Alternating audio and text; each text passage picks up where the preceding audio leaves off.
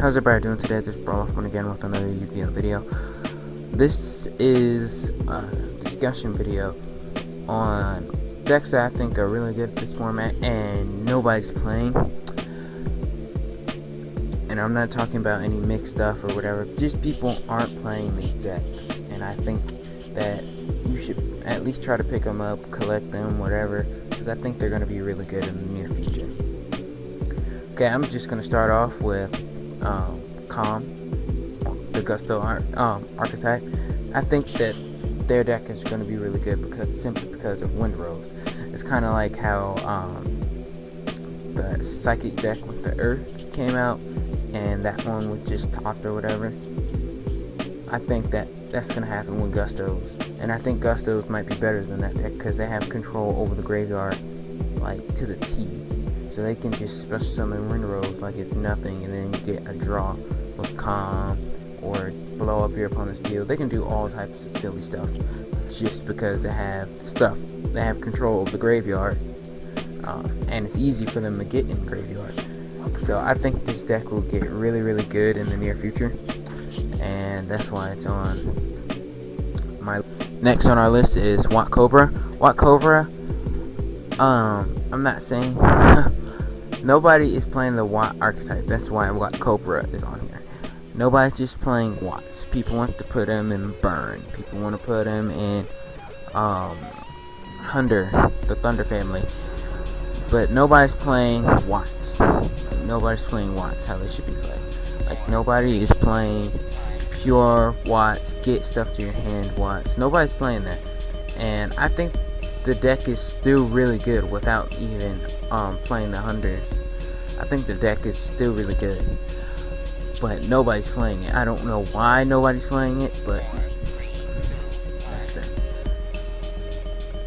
All Wats have the same direct attack, or they stop your opponent. I think that Wats, if played correctly, can just kill E-Dragons, because basically with Wats, all you're going to do is stall your opponent, so they can't do anything.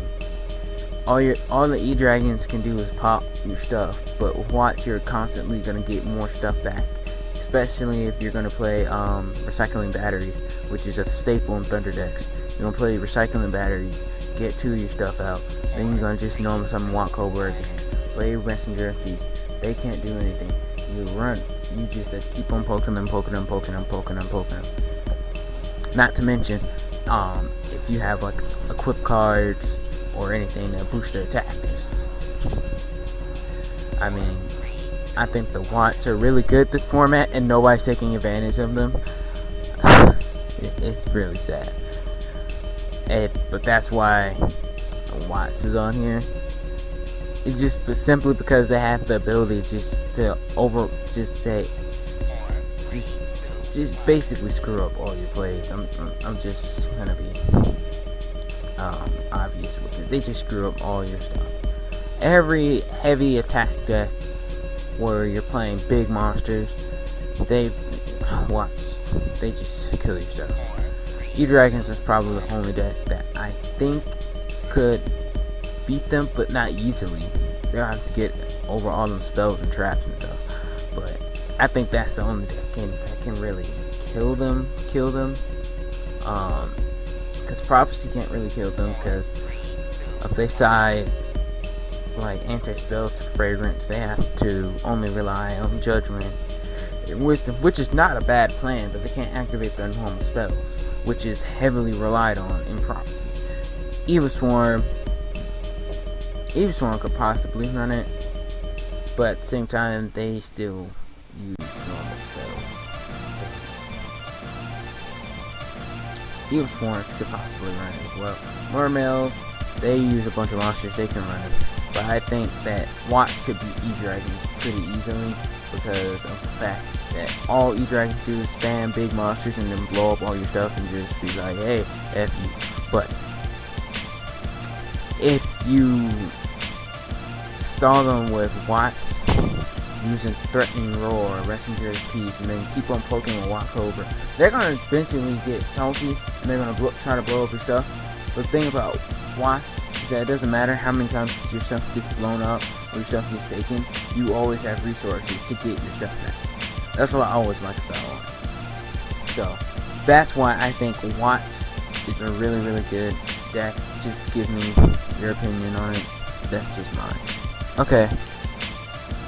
The third deck on this list that I think is really good, I don't know if you saw this coming or not, Monarch. Any type of Monarch. More specifically Frog Monarchs, but if you're running Destiny Monarchs or whatever, I think it'd be pretty good too. Simply because Monarchs are always good, but I believe they're really good this format simply because of this. March of the Monarchs. Tribute summon monsters cannot be targeted or destroyed by card effects. This means you cannot kill the Monarchs. You can banish the Monarch, but you cannot kill the Monarch unless you have a blue-eyes white dragon. Unless you're running something that can run over Caius, you're not going to be able to kill Caius. Simple as that.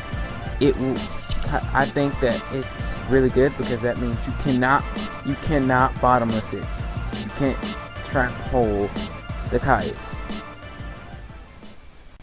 So this is simply the only reason why this deck is really, really good this format. It's because of the fact that they can quickly get stuff out and put this thing out. Only two reasons.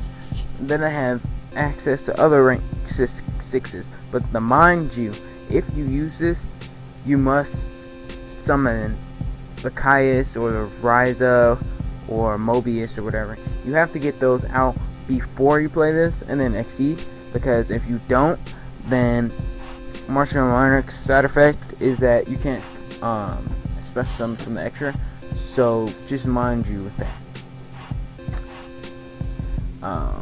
Yeah, I don't think there's anything else with that because Monarchs are really good at this format just because of the spell card. That's okay. This deck. Oops. This deck.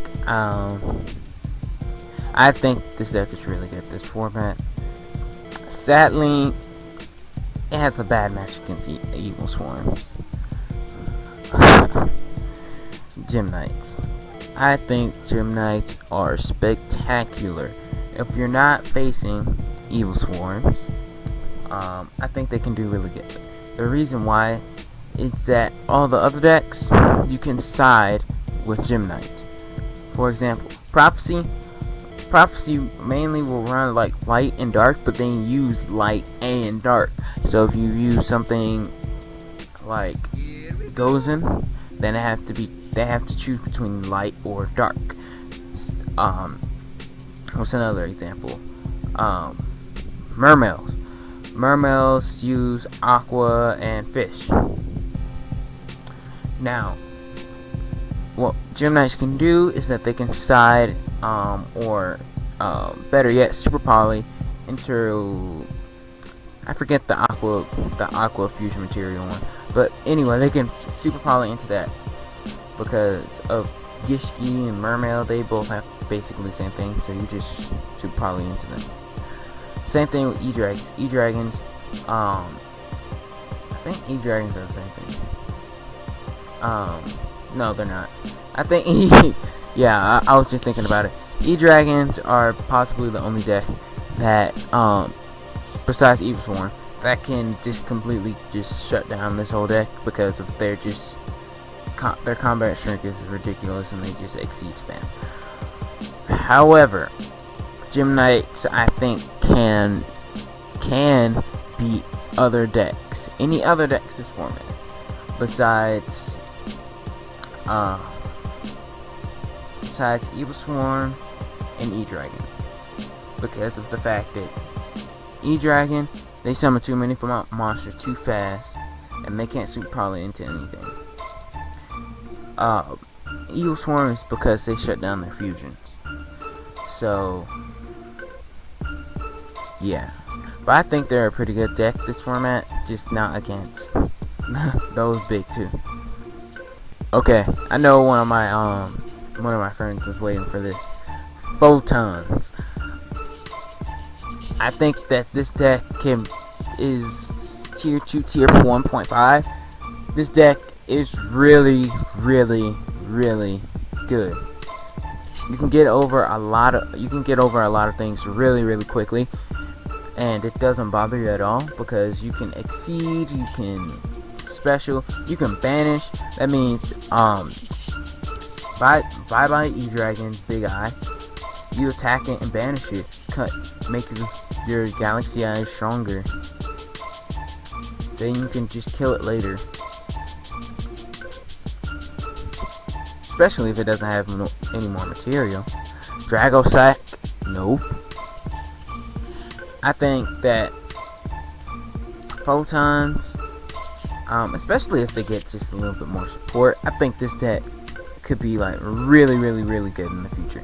So I suggest anyone who's not playing them, or who's not interested in them, at least play them online, because the deck is really, really good. I've beaten E-Dragons with them. I've beaten Evil Swarm with them. I've beaten Marmels with them before. The deck is really versatile, and they're kind of like the Ryu of Street Fighter. I don't know if anybody knows fighting game references, but they're like an all-around deck. They have their Stratos, they have their boost cards, they have their token cards, so they have everything they need to generate plays. So that's why I think they're really, really good. Okay, this is the last deck I want to talk about today on this video. This is Vylons. I think Vylons are really good. Shout out to Yu-Gi-Oh! Musketeer on this one, because I saw it and then I started looking at them, and they beat E-Dragons hard. Like, hard. Like, I'm not even joking. Vylons has the potential to crush E-Dragons like it's nothing. I think that the only deck that can really mess with them, and they have a very bad matchup against, is probably Evil Swarm.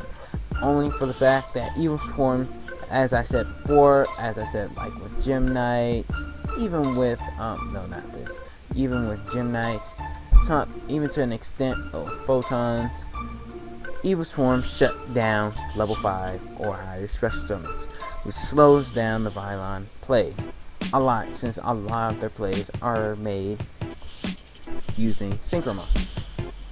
So I think that's the only deck that just utterly kills them.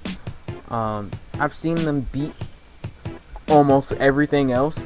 Just Evil Swarms is just a terrible matchup for them.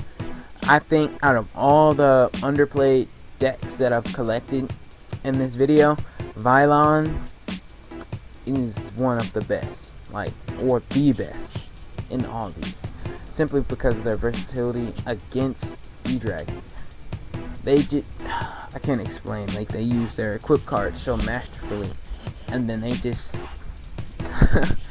they just kill E-Dragons. I'm sorry, I can't really explain how good the deck is, and it makes me happy because it's a deck that